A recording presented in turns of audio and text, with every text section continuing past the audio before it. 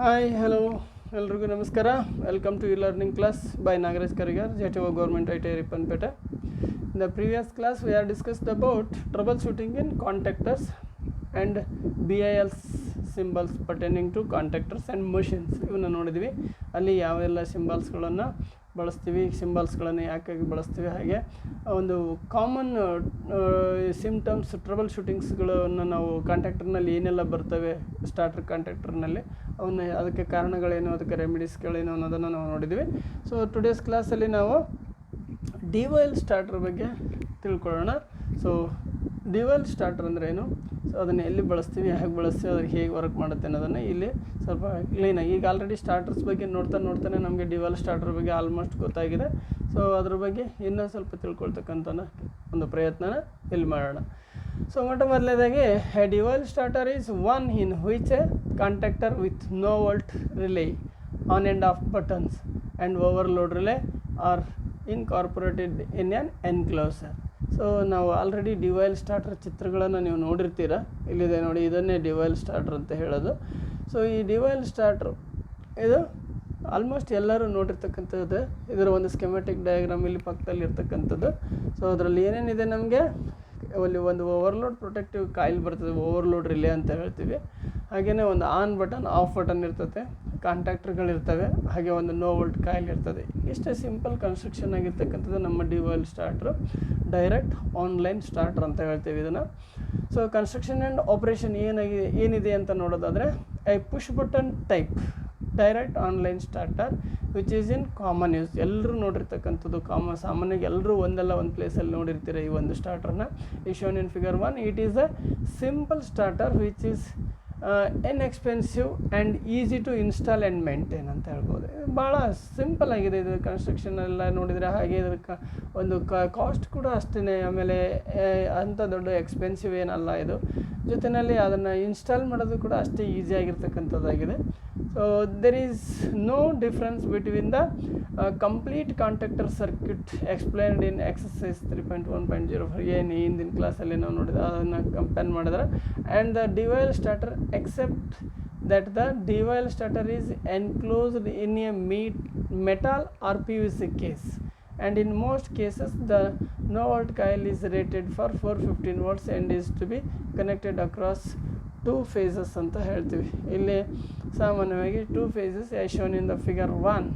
The further the overload relay can be situated between ICTP switch and contactor or between the contactor and motor as shown in the figure 1, depending upon the starter design ಅಂತ ಹೇಳ್ಬೋದು. So ಇಲ್ಲಿ ನಮ್ಮ ಒಂದು ಈ ಚಿತ್ರದಲ್ಲಿ ನಾವು ಕ್ಲೀನಾಗಿ ನೋಡ್ತೀವಿ ಇದರ ಒಂದು ಕನ್ಸ್ಟ್ರಕ್ಷನ್ ಏನಿದೆ ಅಂತ. ಮೇನ್ ಲೈನ್ಸ್ನಿಂದ ನಮಗೆ ಮೊದಲು ಏನು ಮಾಡ್ತೀವಿ, ನಮ್ಮ ಈ ಮೇನ್ ಸ್ವಿಚ್ ICTP ಏನಿದೆ ಅದಕ್ಕೆ RYB 3 ಸಪ್ಲೈ, ನಮ್ಮ ICTP ಫ್ಯೂಸ್ ಏನಿದೆ ಅಲ್ಲಿ ಬ್ಯಾಕಪ್ ಫ್ಯೂಸಸ್ ಅಂತ ಹೇಳ್ತೀವಿ, ಅಲ್ಲಿಗೆ ಬರುತ್ತೆ ನೋಡಿ, ಇಲ್ಲಿ ಬ್ಯಾಕಪ್ ಫ್ಯೂಸಸ್ ಇದೆಯಲ್ಲ ಅಲ್ಲಿ. ಸೊ ಅಲ್ಲಿಂದ ನೆಕ್ಸ್ಟು ನೀವು ಇಲ್ಲಿ ಗಮನಿಸ್ಬೋದು, ಇಲ್ಲಿ ಏನಾಗಿದೆ ಅಂದರೆ 3 ಫೇಸ್ ಮಾತ್ರ ಇದೆ ನೋಡಿ, ಇಲ್ಲಿ 3 ಫೇಸಸ್ ಮಾತ್ರ ಇದೆ, ಇಲ್ಲಿ ನ್ಯೂಟ್ರಲ್ ಇಲ್ಲ. ನಾವೀಗ ಹೇಳಿದ ಹಾಗೆ ಈ ಒಂದು DOL ಸ್ಟಾರ್ಟರ್ನಲ್ಲಿ ನಾವು ಕಾಮನ್ನಾಗಿ ಬಳಸ್ತಕ್ಕಂಥ ಇದೇನು ಕಾಂಟ್ಯಾಕ್ಟರ್ NVC ಕಾಯಿಲ್ ಏನಿದೆಯಲ್ಲ, ಈ NVC ಕಾಯಿಲ್ನ ವೋಲ್ಟೇಜ್ ರೇಟಿಂಗ್ ಬಂದುಬಿಟ್ಟು 2 ಫೇಸ್ ವೋಲ್ಟೇಜ್ ಅಂದರೆ 415 ಅಂತ ಏನು ಸ್ಟ್ಯಾಂಡರ್ಡ್ ಹೇಳ್ತೀವಿ, ಆ 415 ವೋಲ್ಟೇಜ್ ರೇಟಿಂಗ್ ಕಾಯಿಲೆ ಇದರಲ್ಲಿ ಹೆಚ್ಚಾಗಿ ಬಳಸ್ತಕ್ಕಂಥದ್ದಾಗಿದೆ.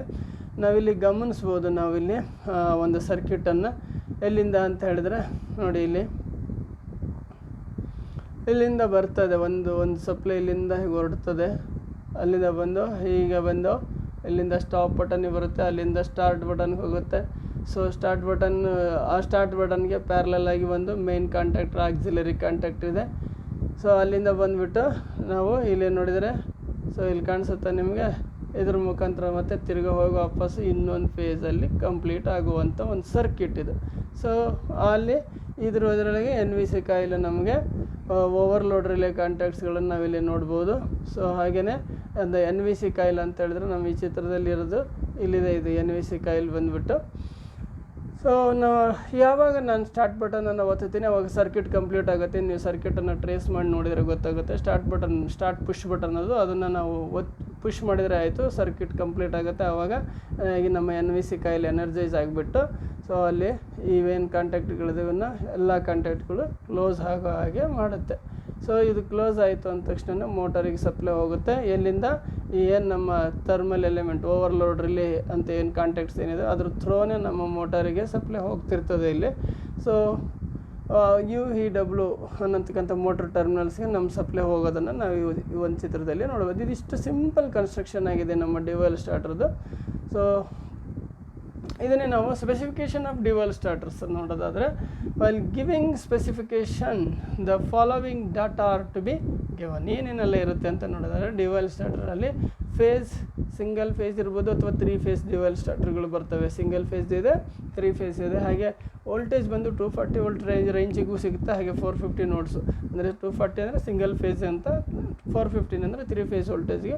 ಹಾಗೆ ಕರೆಂಟ್ ರೇಟಿಂಗನ್ನು ನೋಡಿದ್ರೆ 10 ಆ್ಯಂಪ್ಸಲ್ಲಿ, 16 ಆ್ಯಂಪ್ಸಲ್ಲಿ, 32, 40, 63, 125, 300 ಆ್ಯಂಪ್ಸ್, ಈ ರೀತಿ ಬೇರೆ ಬೇರೆ ಕರೆಂಟ್ ರೇಟಿಂಗಲ್ಲಿ ಕೂಡ ಈ ಒಂದು ಡಿವೈಲ್ ಸ್ಟಾರ್ಟರ್ಗಳನ್ನ ನಾವು ನೋಡ್ಬೋದು. ಹಾಗೆ ನೋಡ್ ಕಾಯಿಲ್ ವೋಲ್ಟೇಜ್ ರೇಟಿಂಗನ್ನು ನೋಡಿದ್ರೆ AC ಅಥವಾ DC-ನ 12 ವೋಲ್ಟ್ಸ್ನಿಂದ ಶುರು ಮಾಡ್ಕೊಂಡು 24, 36, 48, 110, 230, 250, 360, 380 or 400, 440 ವೋಲ್ಟ್ಸ್, ಹೀಗೆ ಡಿಫ್ರೆಂಟ್ ವೋಲ್ಟೇಜ್ ರೇಟಿಂಗಲ್ಲಿದೆ. ಹಾಗೆ number of main contacts 2, 3 or 4 which are normally open.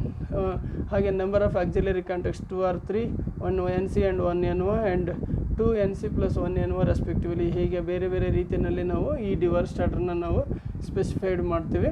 ಹಾಗೆ push button 1 on and 1 off push buttons ಇದರಲ್ಲಿ ಬರ್ತದೆ. ಹಾಗೆ overload from settings, amp to amps and enclosure metal sheet RPUs ಅಂತ ಹೇಳ್ತೀವಿ.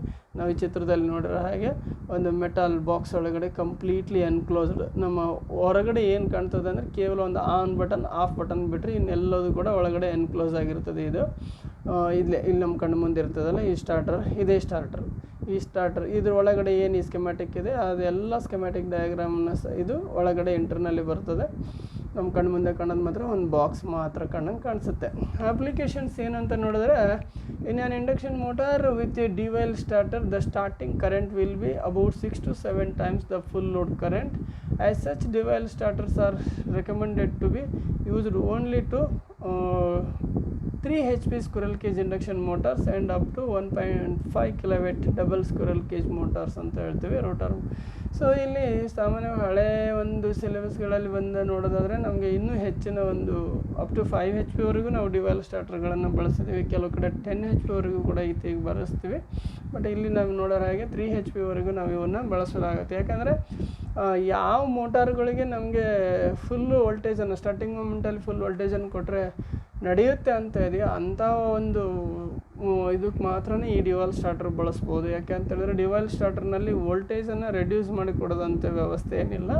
ಬದಲಾಗಿ ಏನಿದೆ ಅಂತೇಳಿದ್ರೆ ಇದರಲ್ಲಿ ಒಂದು ಸಿಸ್ಟಮೆಟಿಕ್ ಅರೇಂಜ್ಮೆಂಟ್ಸು, ಒಂದು ಮೋಟಾರ್ನ ಆನ್ ಮಾಡೋದಕ್ಕೆ ಆಫ್ ಮಾಡೋದಕ್ಕೆ ಒಂದು ಸಿಸ್ಟಮೆಟಿಕ್ ಅರೇಂಜ್ಮೆಂಟ್ಸು, ಜೊತೆಯಲ್ಲಿ ಓವರ್ಲೋಡ್ ಪ್ರೊಟೆಕ್ಷನ್, ಇದು ಇಂಪಾರ್ಟೆಂಟ್ ಅಂತ ಹೇಳಿದ್ರೆ ಈ ಸ್ಟಾರ್ಟರ್ನಲ್ಲಿ ಓವರ್ಲೋಡ್ ಪ್ರೊಟೆಕ್ಷನ್ ಮತ್ತು ಒಂದು systematic arrangements of the make and break the motor on and off circuit ಅಂತ ಹೇಳ್ಬೋದು. ಅಷ್ಟು ಮಾತ್ರ ಇದರಲ್ಲಿ ಬರ್ತದೆ.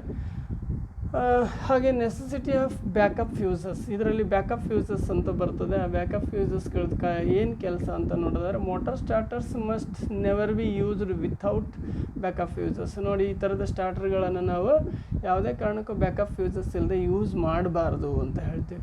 The sensitive thermal relay mechanism is designed and calibrated to provide the effective protection against overload only. ಇದ್ರ ಏನು ಈ ಒಂದು ಸ್ಟಾರ್ಟ್ರಲ್ಲಿ ಬಳಸಲಾಗಿದೆ, ಏನು ಈ ಒಂದು ಓವರ್ಲೋಡ್ ರಿಲೇನನ್ನು ಬಳಸಿರ್ತೀವಿ, ಅದು ಕೇವಲ ಏನಾಗಿದೆ ಅಂತೇಳಿದ್ರೆ ಓವರ್ಲೋಡ್ಸಿಗೆ ಮಾತ್ರ, ಮೋಟಾರ್ ಓವರ್ಲೋಡ್ ಆದಾಗ ಮಾತ್ರ ಅದು ಕೆಲಸ ಮಾಡ್ತಕ್ಕಂಥದ್ದಾಗಿದೆ ಹೊರತು ಅಂದರೆ ಮೋಟಾರ್ ಹೆವಿ ಕರೆಂಟನ್ನು ಡ್ರಾನ್ ಮಾಡಿದಾಗ. ಯಾಕೆ ಅಂತ ಹೇಳಿದ್ರೆ ಮೋಟಾರ್ಗೆ ಹೋಗ್ತಕ್ಕಂಥ ಸಪ್ಲೈ ಈ ಓವರ್ಲೋಡ್ ರಿಲೇ ಕಾಯಿಲ್ ಥ್ರೋನೇ ಹೋಗುತ್ತೆ. ಮೋಟಾರ್ ಎಷ್ಟು ಕರೆಂಟನ್ನು ಡ್ರಾನ್ ಮಾಡುತ್ತೋ ಅಷ್ಟು ಕರೆಂಟು ಓವರ್ಲೋಡ್ ಕಾಯಿಲ್ ಥ್ರೋನೇ ಹೋಗುತ್ತೆ. ಹಾಗಾಗಿ ಅದು ಆ ಒಂದು ಮೋಟಾರ್ ಹೆವಿ ಕರೆಂಟ್ ಡ್ರಾನ್ ಮಾಡಿದಾಗ ಮಾತ್ರ ಅದು ಕೆಲಸ ಮಾಡ್ತಕ್ಕಂಥದ್ದು, ವರ್ಕ್ ಮಾಡ್ತಕ್ಕಂಥದ್ದು, ಅದು ಎಫೆಕ್ಟಿವ್ ಆಗಿ ಪ್ರೊಟೆಕ್ಷನ್ ಕೊಡ್ತಕ್ಕಂಥದ್ದು. ಅದರ್ವೈಸ್ ನಮಗೆ ಶಾರ್ಟ್ ಸರ್ಕ್ಯೂಟ್ ಆಗಿದ್ದರೆ ಅಥವಾ ಗ್ರೌಂಡ್ ಆಗಿದಾಗ ಇದು ನಮಗೆ ಪ್ರೊಟೆಕ್ಷನ್ ಮಾಡೋದಿಲ್ಲ. ಹಾಗಾಗಿ ಈ ಏನು ಬ್ಯಾಕಪ್ ಫ್ಯೂಸಸ್ಗಳನ್ನು ಪ್ರೊವೈಡ್ ಮಾಡೋದ್ರಿಂದ ಇಂಥ ಸಂದರ್ಭದಲ್ಲಿ ಶಾರ್ಟ್ ಸರ್ಕ್ಯೂಟ್ ಆದಾಗ ಅಥವಾ ಈ ಥರದ್ದು ಗ್ರೌಂಡಿಂಗ್ ಆದಾಗ ನಮ್ಮ ಬ್ಯಾಕಪ್ ಫ್ಯೂಸಸ್ಗಳು ಬ್ಲೌನ್ ಔಟ್ ಆಗೋದ್ರ ಮುಖಾಂತರ ಅಲ್ಲಿ ಒಂದು ಹಜಾರ್ಡ್ಸ್ ಆಗೋದನ್ನು ತಪ್ಪಿಸ್ತದೆ ಅಂತ ಹೇಳ್ಬೋದು. When sudden short circuits take places in a motor circuit, the overload relays due to their inherent operating mechanism take a longer time to operate and open the circuit. ಹಾಗೆ ಇಲ್ಲಿ ಇನ್ನೂ ಒಂದನ್ನು ನಾವು ಗಮನಿಸಬೇಕಾಗತ್ತೆ. ಈ ಮೋಟಾರ್ನ ಶಾರ್ಟ್ ಸರ್ಕ್ಯೂಟ್ಸ್ನಿಂದಾಗಿ ಇರ್ತಕ್ಕಂಥ ಏನೊಂದು ಸಡನ್ ವ್ಯತ್ಯಾಸ ಆಗೋದಿದೆ, short circuits takes place in a motor circuit, ಸಡನ್ನಾಗಿ ಆಗ್ತಕ್ಕಂಥದ್ದು. ಅಂಥ ಒಂದು ಇದು ಅಷ್ಟು ಪರ್ಫೆಕ್ಟ್ ಟೈಮಲ್ಲಿ ಏನು ಮಾಡೋದಿಲ್ಲ, ಓವರ್ಲೋಡ್ ರಿಲೇಸ್ ಏನಿದೆ ಇದು ಆಪ್ರೇಟ್ ಮಾಡೋದಿಲ್ಲ ಅಂತ ಹೇಳ್ತೀವಿ. Take a longer time to operate and open the circuit. Such delays will be sufficient to damage the starter motor and connected circuits due to heavy in rush of the short circuit currents ಅಂತ ಹೇಳ್ತೀವಿ. So ಏನು ಹಂಗೆ immediate ಆಗಿರ್ತಕ್ಕಂಥ ಒಂದು short circuit ಕರೆಂಟ್ನಿಂದ ಆಗ್ತಕ್ಕಂಥ ಒಂದು ಇದನ್ನು ಈ ನಮ್ಮ ಡ್ಯುಯಲ್ ಸ್ಟಾರ್ಟರ್ನಲ್ಲಿರ್ತಕ್ಕಂಥ ಓವರ್ಲೋಡ್ ರಿಲೇಗಳು ಅಷ್ಟು ಫಾಸ್ಟಾಗಿ ಕೆಲಸ ಮಾಡದೇ ಇರೋದ್ರಿಂದ, ಅದು ಸಮಯ ತೊಗೊಳ್ಳೋದ್ರಿಂದ ಆ ಒಂದು ಅಷ್ಟೇ ಒಂದು ಸಮಯದಲ್ಲಿ ಏನಾಗುತ್ತೆ, ಅಷ್ಟು ಸಮಯ ಸಾಕು ಇಲ್ಲಿ ಮೋಟಾರು ಮತ್ತು ಅಲ್ಲಿ ಆ ಸರ್ಕ್ಯೂಟ್ ಹಾಳಾಗೋದಕ್ಕೆ ಅಂತ ಹೇಳ್ತೀವಿ. ಆ ಒಂದು ಕಾರಣದಿಂದಾಗಿ ನಾವಿಲ್ಲಿ ಬ್ಯಾಕಪ್ ಫ್ಯೂಸಸ್ಗಳು ಬೇಕೇ ಬೇಕು ಅಂತಲೂ ಹೇಳ್ತೀವಿ ಇಲ್ಲಿ ನಾವು. And this could be avoided by using quick action high rupturing capacity fuses which when used in the motor.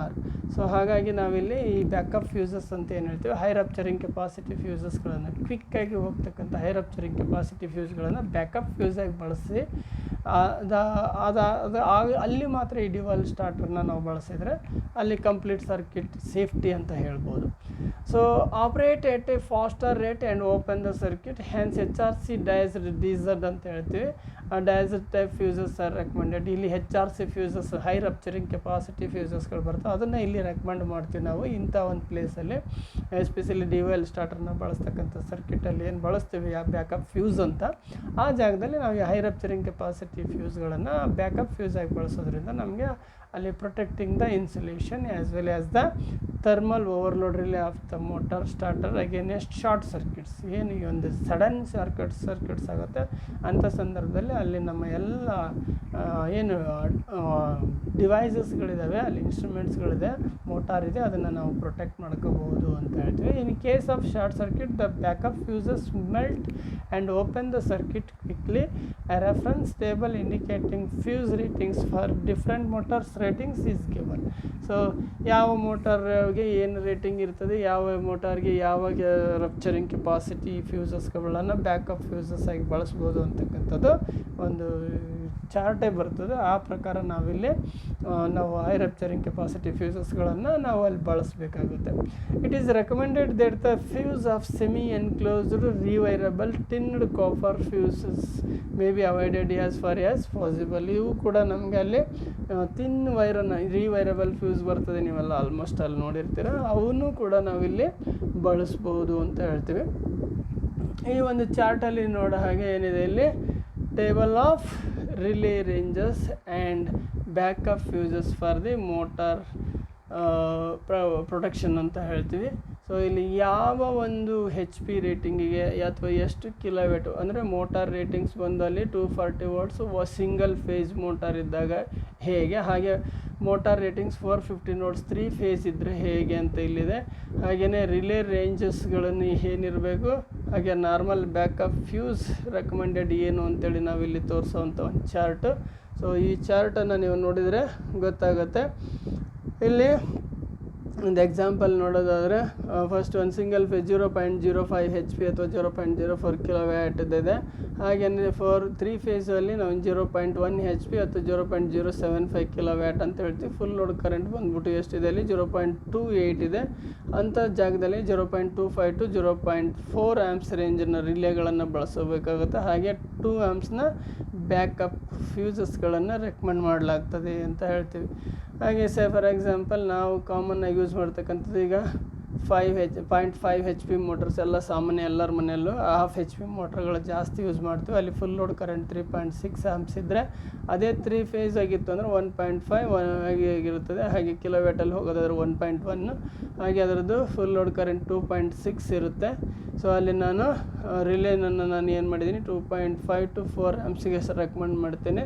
ಹಾಗೆಯೇ ಇಲ್ಲಿ 10 ಆ್ಯಂಪ್ಸ್ದ ಒಂದು ಫ್ಯೂಸನ್ನು ರೆಕಮೆಂಡ್ ಮಾಡ್ತೀವಿ ಅಂತ ಹೇಳ್ತೀವಿ. ಸೊ ಹಾಗೆ ಹೀಗೆ ಇಲ್ಲಿ ಬೇರೆ ಬೇರೆ ಹೆಚ್ ಪಿ ರೇಟಿಂಗ್ಸು, ಬೇರೆ ಕಿಲೋವ್ಯಾಟ್ ರೇಟಿಂಗ್ಸು, ಹಾಗೆ ಸಿಂಗಲ್ ಫೇಜು, ಹಾಗೆ 3 ಫೇಜು. ಅದರ ಫುಲ್ ಲೋಡ್ ಕರೆಂಟ್ ರೇಟಿಂಗ್ ಏನು, 3 ಫೇಸಲ್ಲಿದ್ದರೆ ಏನು, ಸಿಂಗಲ್ ಫೇಸ್ ಇದ್ದರೆ ಏನು ಅನ್ನೋ ಇದೆ ಇಲ್ಲಿ. ಹಾಗೆ ರಿಲೇ ರೇಂಜು, ಹಾಗೆ ನಾಮಿನಲ್ ಬ್ಯಾಕಪ್ ಫ್ಯೂಸ್ ರೆಕಮೆಂಡ್ಸ್. ಈ ಚಾರ್ಟನ್ನು ನೀವು ನೋಡಿದರೆ ನಿಮಗೆ ಗೊತ್ತಾಗುತ್ತೆ ಯಾವ ಒಂದು ಸ್ಟಾರ್ಟರ್ಗೆ, ಯಾವ ಒಂದು ಮೋಟಾರ್ಗೆ ಯಾವ ಒಂದು ಸ್ಟಾರ್ಟರ್ ಸೂಟ್ ಆಗುತ್ತೆ, ಯಾವ ಒಂದು ಬ್ಯಾಕಪ್ ಫ್ಯೂಸ್ ಸೂಟ್ ಆಗುತ್ತೆ ಅಂತಕ್ಕಂಥದ್ದು ನಮಗೆ ಈ ಚಾರ್ಟ್ ಮುಖಾಂತರ ಗೊತ್ತಾಗುತ್ತೆ. ಸೊ ಹೀಗೆ ನಾವು ಈ ಡಿವೈಲ್ ಸ್ಟಾರ್ಟರ್ನ ನಾವು ಸೆಲೆಕ್ಟ್ ಮಾಡಬೇಕಾದ್ರೆ ಈ ಒಂದು ಚಾರ್ಟನ್ನು ನೋಡಬೇಕಾಗತ್ತೆ, ಹಾಗೆ ಅದರ ಸ್ಪೆಸಿಫಿಕೇಷನ್ ನೋಡಬೇಕಾಗತ್ತೆ, ಹಾಗೆ ಮೋಟಾರ್ ರೇಟಿಂಗ್ಸ್ಗಳನ್ನು ತಿಳ್ಕೊಬೇಕಾಗತ್ತೆ. ಇದಿಷ್ಟು ನಮ್ಮ ಡಿವೈಲ್ ಸ್ಟಾರ್ಟರ್ ಬಗ್ಗೆ ಅತ್ಯಂತ ಸಿಂಪಲ್ ಇದು. ಇನ್ನೂ ಸಾಕಷ್ಟು ಸ್ಟಾರ್ಟರ್ಸ್ಗಳ ಬಗ್ಗೆ ತಿಳ್ಕೊಳ್ಳೋದಿದೆ, ಒಂದೊಂದೇ ನೋಡ್ತಾ ಹೋಗೋಣ. ಸೊ ಈ ಕ್ಲಾಸನ್ನು ನೀವು ಮತ್ತೆ ನೋಡೋದ್ರ ಮುಖಾಂತರ ಡಿವೈಲ್ ಸ್ಟಾರ್ಟರ್ನ ಕನ್ಸ್ಟ್ರಕ್ಷನ್ ಏನು, ಅದರ ಉಪಯೋಗ ಹೇಗೆ, ಅದನ್ನು ಎಲ್ಲಿ, ಯಾವ ಸ್ಪೆಸಿಫಿಕೇಷನಲ್ಲಿ ಯಾವ ಮೋಟಾರ್ಗಳಿಗೆ ಹೇಗೆ ಬಳಸಲಾಗ್ತದೆ ಅನ್ನೋದನ್ನು ನೀವಿಲ್ಲಿ ತಿಳ್ಕೊಬೋದು. ಇನ್ನು ನೆಕ್ಸ್ಟ್ ಕ್ಲಾಸಲ್ಲಿ ನಾವು numerical problems in AC 3 phase induction ಮೋಟರ್ಸ್ಗಳನ್ನು ನೋಡೋಣ. ಅಲ್ಲಿವರೆಗೂ have a nice day. Thank you.